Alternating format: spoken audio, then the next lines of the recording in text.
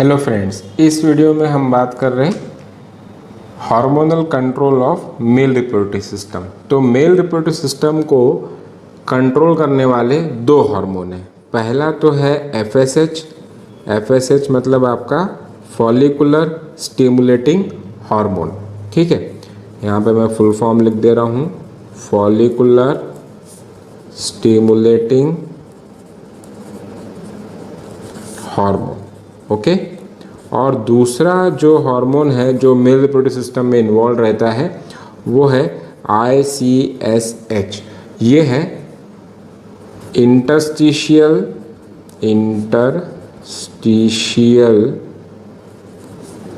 Cell stimulating hormone. Okay, ये दो hormone है जो मेजरली मेल रिप्रोडक्टिव सिस्टम को कंट्रोल करते हैं।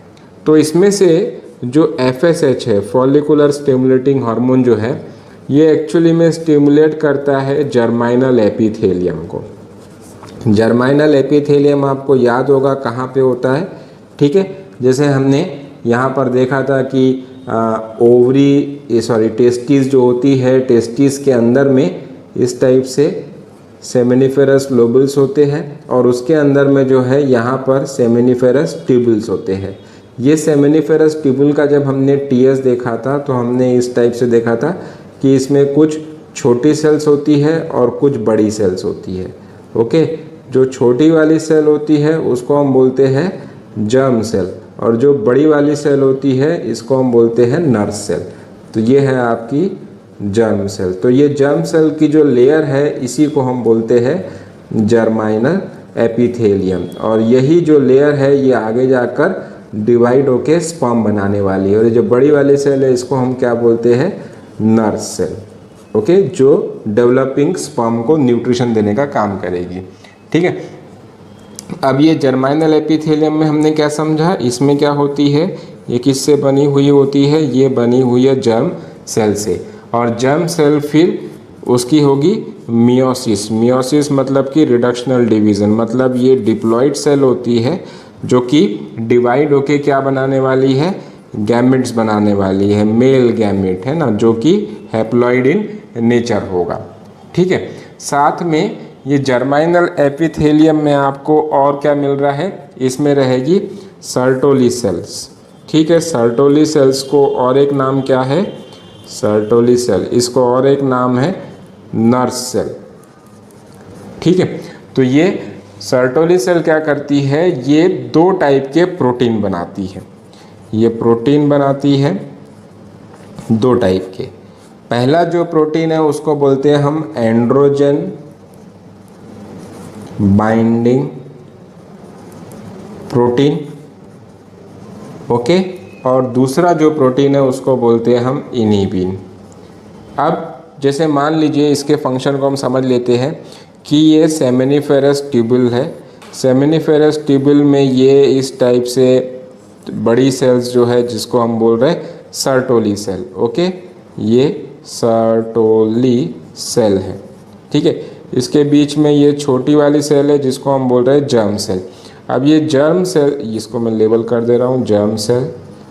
ठीक है, अब इसके बाद ये जर्म सेल जो है ये डिवाइड होके क्या बनाएगी, स्पर्म बनाएगी या इसको स्पर्मेटिड बोलते हैं। ये क्या है, ये जो सर्टोली सेल है उसका और एक नाम है नर्स सेल। मतलब ये क्या करेगी, इस स्पर्मेटिड को न्यूट्रिशन देने का काम करेगी। तो यहाँ पर ऐसे कई सारे स्पर्मेटिड बनते हैं और ये स्पर्मेटिड ये इस टाइप से नर्स सेल में जो है एम्बेड हो जाते हैं और यहाँ पर वो न्यूट्रिशन लेते हैं। तो ये जो स्पर्म है ये इस सर्टोली सेल के पास बाइंडिंग के लिए जाए, ये कौन इंश्योर करता है, ये इंश्योर करता है एंड्रोजन बाइंडिंग प्रोटीन। तो यहाँ पे एंड्रोजन क्या है, मेल गैमेट है ना, तो मेल गैमेट बाइंडिंग प्रोटीन ये बनाता है जिसके कारण ये जो डेवलपिंग स्पर्म है ये सर्टोली सेल के पास जाके बाइंड होता है ताकि उसको वहाँ पर न्यूट्रिशन मिल सके, क्योंकि नर्स सेल का काम ही वही है। और दूसरा जो प्रोटीन है जिसको हम बोलते हैं इनिबिन, तो इनिबिन क्या करता है, एक्सेसिव बाइंडिंग को इनिबिट करता है। ओके, ये इस टाइप से आपका FSH का फंक्शन हुआ। अब दूसरा ICSH, ICSH का फुल फॉर्म मैंने क्या बताया था, इंटरस्टिशियल सेल स्टिमुलेटिंग हार्मोन। ये क्या करता है, ये लेडिक सेल को स्टिमुलेट करता है। अब ये लेडिक सेल्स क्या होती है, ये आपको मैं पिछले बार भी बताया था कि यहाँ पर जब हमने सेमेनिफेरस, इसमें बताता हूँ, जब हमने सेमेनिफेरस ट्यूबुल का पूरा क्रॉस सेक्शन देखा था इस टाइप से, ठीक है, तो यहाँ पर ये था पूरा का पूरा लोबल का सेक्शन, ठीक है। तो ये इस टाइप से सेमेनिफेरस ट्यूबुल्स थे, ओके। यहाँ पे मैं पूरा ड्रॉ नहीं कर रहा हूँ, सिर्फ समझने के हिसाब से, ओके।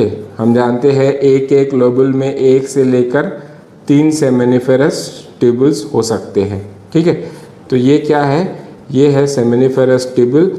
अब ये जो इंटरस्टिशियल एरिया होता है, यहाँ पर कुछ ग्रुप ऑफ सेल प्रेजेंट होती है। ये ग्रुप ऑफ सेल जो है इसको हम बोलते हैं लेडिक सेल, इसको हम बोलते हैं लेडिक सेल। अब ये जो लेडिक सेल्स है, ये लेडिक सेल आपके कौन से एरिया में प्रेजेंट है, ये प्रेजेंट है इंटरस्टिशियल एरिया में। ये कौन सा एरिया है, इंटरस्टिशियल स्पेस में प्रेजेंट है। तो ये इंटरस्टिशियल स्पेस में प्रेजेंट है, इसीलिए इसको स्टिमुलेट करने वाले हार्मोन को हम क्या बोल रहे हैं, इंटरस्टिशियल सेल स्टिमुलेटिंग हार्मोन।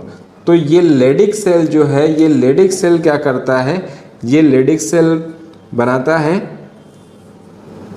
ये लेडिक सेल क्या बनाता है, it form the male sex hormone which is called as testosterone.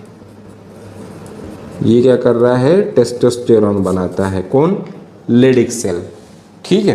तो इस टाइप से हम ये दो हार्मोन का फंक्शन जो है मेल रिप्रोडक्टिव सिस्टम में समझ सकते हैं, ओके। अब उसके बाद जो है puberty in male, puberty in male.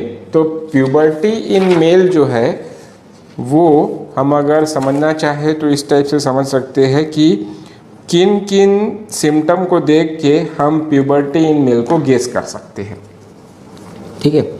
तो प्यूबर्टी इन मेल, सबसे पहला जो पॉइंट रहेगा कि प्यूबर्टी जो अचीव होती है, it is in between the 13 years to 16 years of age, ठीक है। 13 साल से 16 साल के बीच में प्यूबर्टी अचीव होती है।